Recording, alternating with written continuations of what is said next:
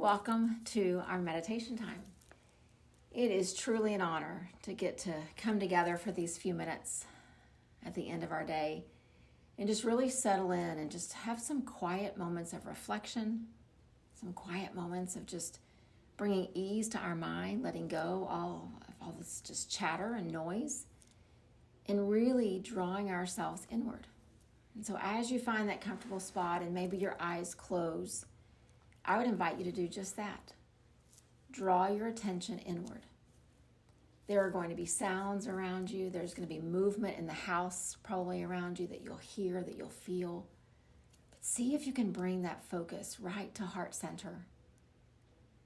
Like you're taking your eyes and you're letting everything around you go. And you're just peering through this beautiful, almost like little keyhole to see your heart. And as you watch it, imagine that there is light there.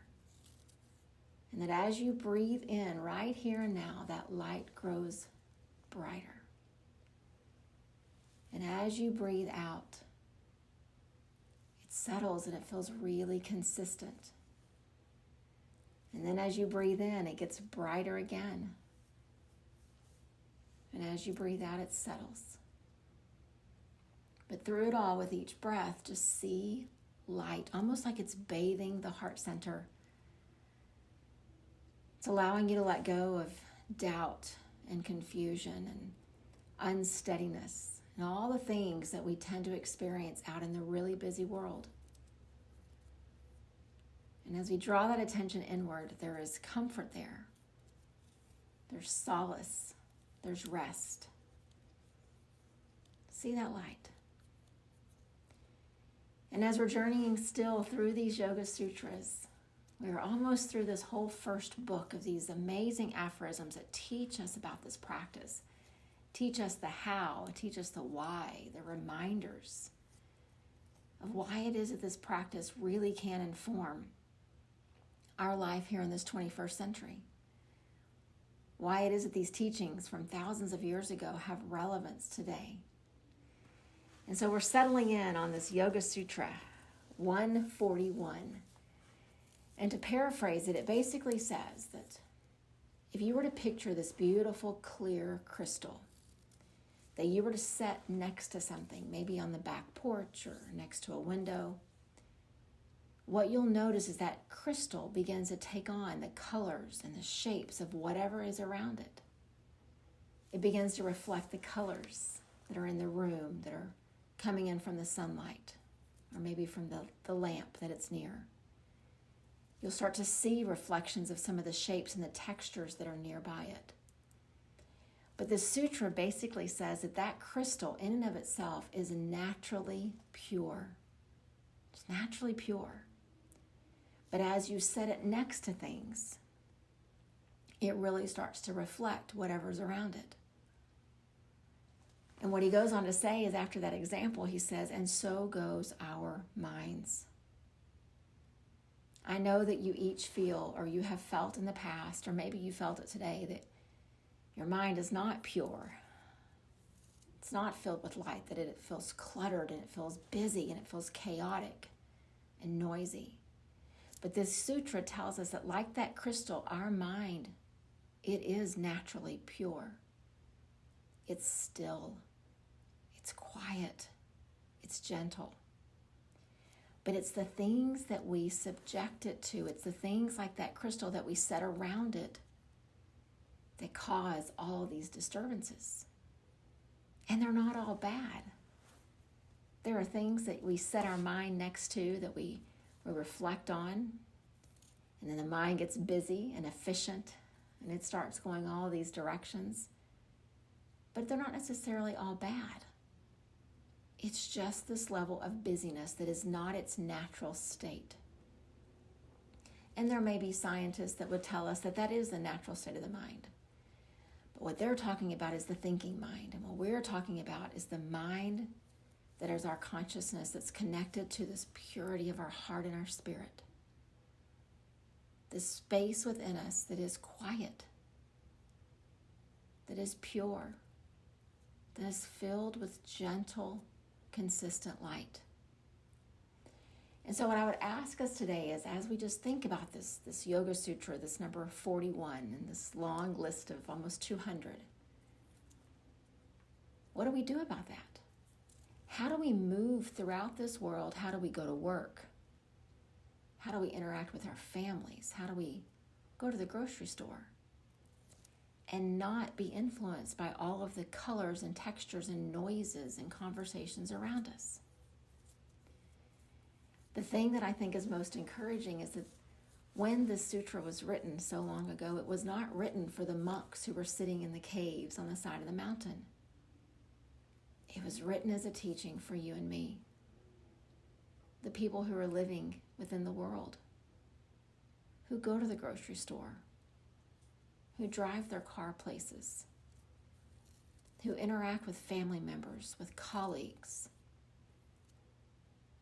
who read emails, who have vibrations and distractions on their phone, all the things. That's who this sutra was written for. And it says, like that crystal, our mind, our consciousness is just pure light.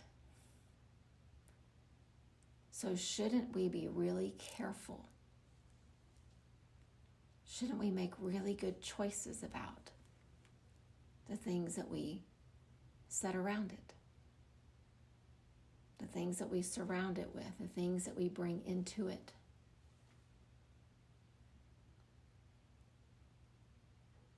And then he leaves us with that sutra, with that question of, shouldn't we be mindful of it? And he kind of leaves us to the spot of, okay, and so what's the how? What's the how? How do we move through the world? Trying to preserve this pure, peaceful, still, consistent light within as we lessen these disturbances around us.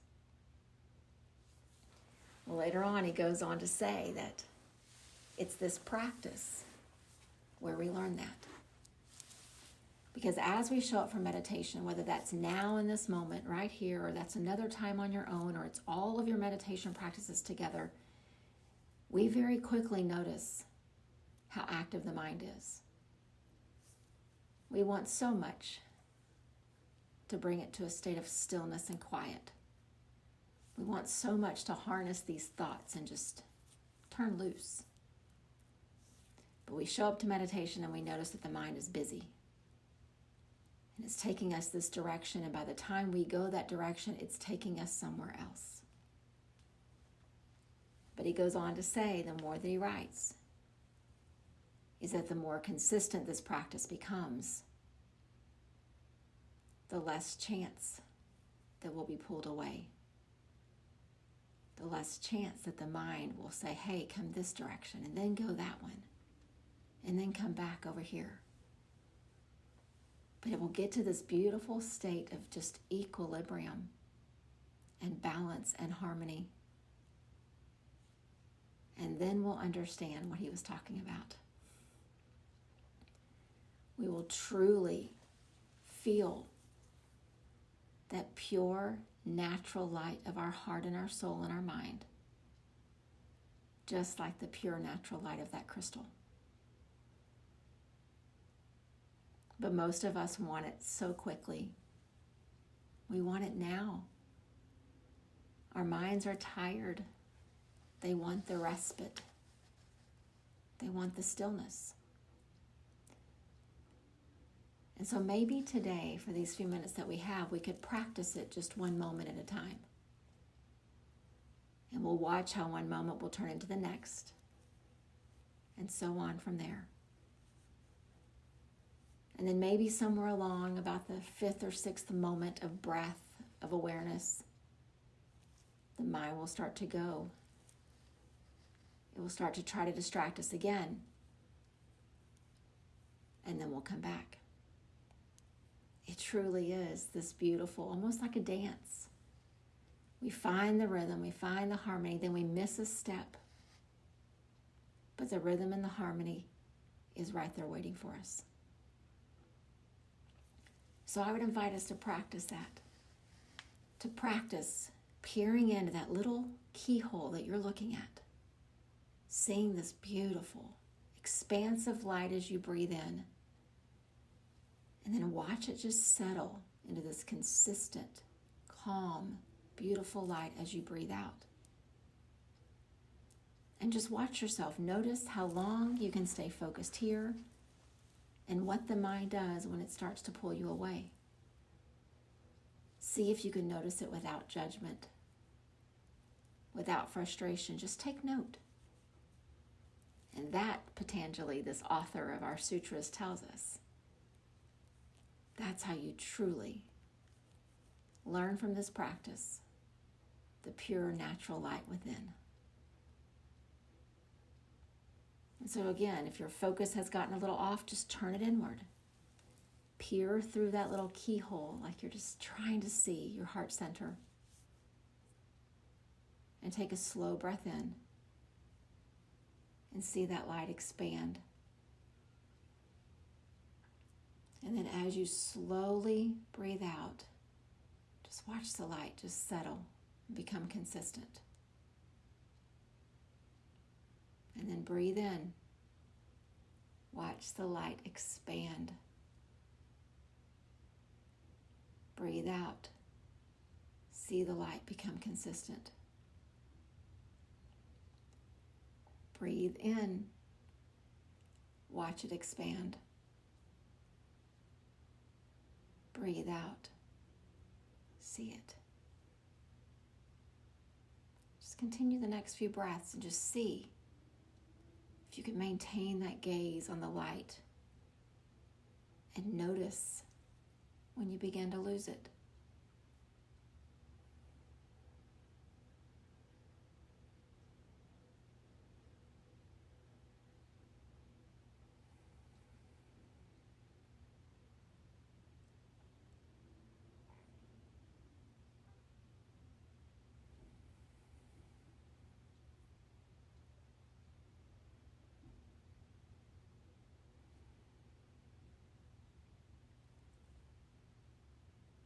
And then I would invite you just to adjust. If the body needs to move or wiggle a little, just resettle. Because you'll notice that as the mind wanders, the body will start to get restless. And then it becomes really hard to bring yourself back. So adjust. Give yourself permission to move, to resettle, to be comfortable. And then let's turn our focus back inward again. And this time, picture a dimmer switch. And I know that this was not in the way that Patanjali taught it, but I believe that that light never truly goes out. I think there's a dimmer switch, and that our activity and our busyness in life, it just like that switch just gets pulled down a little more and a little more until the light is barely visible. But as we breathe in, we're pushing it back toward being on. It's slow, it's gentle, but it illuminates in a beautiful way. And then as we breathe out, that light is maintained. So don't think about seeing inside of your heart and seeing that it's dark. Just realize there's this dimmer switch and it just needs to be readjusted. The light is always there. So let's try it again. Just a few breaths here. And then we'll each just sit. And whatever practice, whatever visualization works for you to stay focused inward, do that. But first, let's try it with our breath. So as you peer in toward your heart center, just imagine that your breath is like this little trigger to that dimmer switch. And take a slow breath in and see the light begin to grow. And then slowly breathe out and see the light maintained. Breathing in, see the light grow. Breathing out, see it maintained. Breathing in, light. Breathing out, light.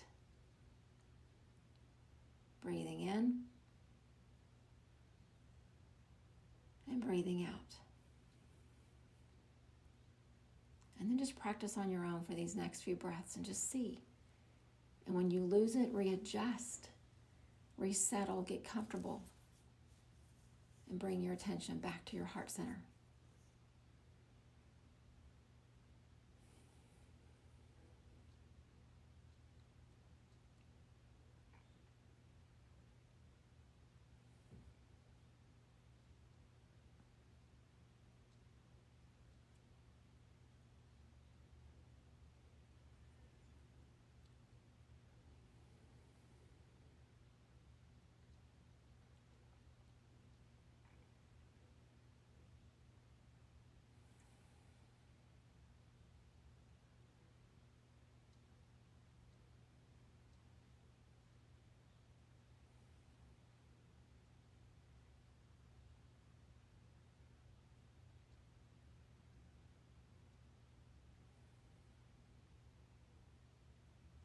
And as you continue to breathe and you continue to see, you continue to practice,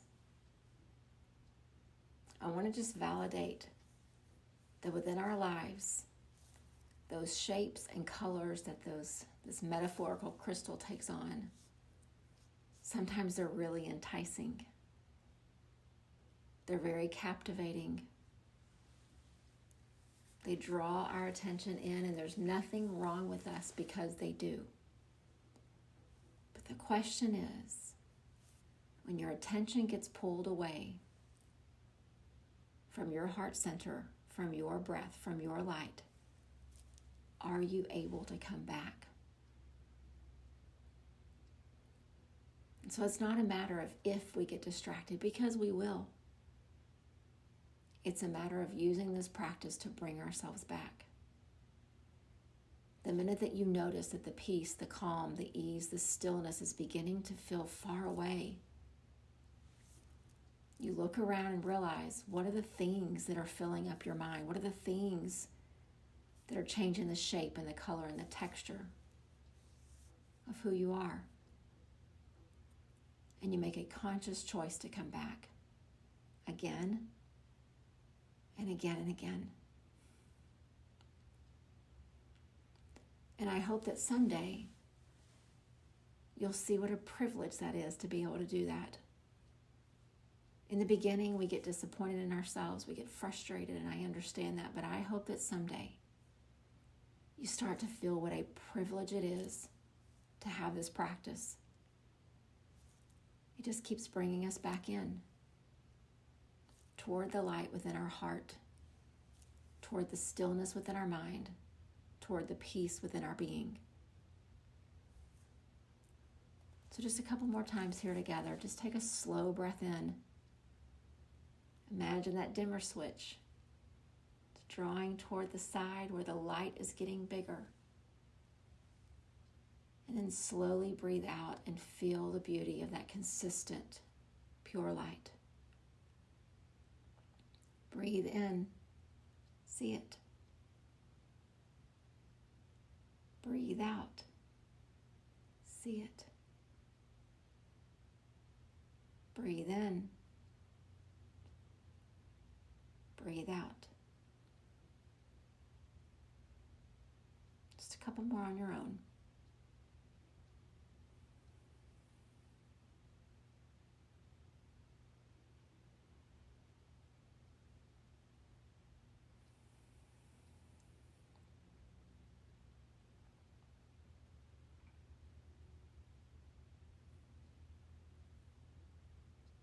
And as we prepare to close our time, I would invite you to keep coming back to that light. Notice tomorrow as you move through your day how often the colors of the world, the textures, invite us to do something different. Invite us to be something different. But the more that you sit and you get to know this, the real, pure, natural you, the more you start to feel the misalignment when those things come into your space, when they come into your mind. And again, don't get frustrated by them. Be in awe of the privilege that you have to come right back here to the center of you. One slow breath in to turn that dimmer switch up. And then a slow breath out to just marvel at the light. The consistency of the practice will make this easier, little by little.